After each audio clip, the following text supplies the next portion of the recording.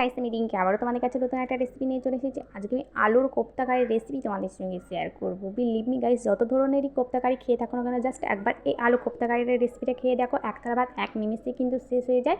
এটা আমি বলছি না, আমার রেসিপিতে বলছে। দেখতে যতটাই নবনীয় হয়েছে, খেতে অতটাই টেস্ট হয়ে থাকে। এখানে আমি একটা মতো ডিম সেদ্ধ করেছি, কিছুটার মতো আলু নিয়েছি, ভালো করে গ্রেট করে নিয়েছি। হাফ বাটির মতো দিয়ে দিচ্ছি বেসন, ধনে পাতা কুচি দিয়ে দিচ্ছি পরিমাণ মতো, একটার মতো পেঁয়াজ কুচি দিয়ে দিচ্ছি, হাত দিয়ে মিক্স করে নিচ্ছি। লবণটা এখানে আমার অ্যাড করতে মনে ছিল না, ওই জন্য আমি আবারও পরবর্তীকালে লবণটা অ্যাড করছি।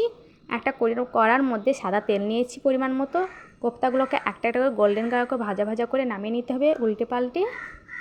ওই কড়ার মধ্যে আবার আমি সরিষার তেল দিয়ে দিচ্ছি পরিমাণ মতো, এক টুকরো দিয়ে দিচ্ছি তেজপাতা, দুটোর মতো শুকনো লঙ্কা, কালো জিরে, গোটা জিরে দিয়ে ভালো করে গরম করে নিতে হবে কড়াটাকে।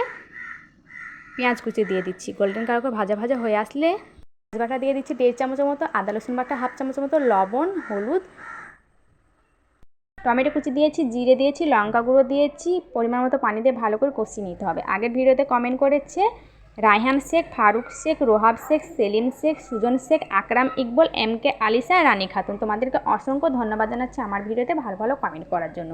এখনও পর্যন্ত যারা আমার ভিডিওতে সাবস্ক্রাইব করনি, অবশ্যই সাবস্ক্রাইব করে একটা লাইক দিয়ে পাশে থাকতে পারো আমার ভালো ভালো ভিডিও বা রেসিপি দেখার জন্য। এরপর আমি ধনের পাতা ছড়িয়ে দিয়েছি, 5 থেকে 7 মিনিটের জন্য হতে দিয়েছি। আর নামানোর আগে আমি সামান্য পরিমাণ চিনি দিয়ে নামিয়ে নিয়েছি।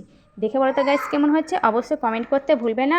আর একদিন হলেও ট্রাই করো তোমরা, দেখো দুর্দান্ত হয়ে থাকে খেতে। Bye bye.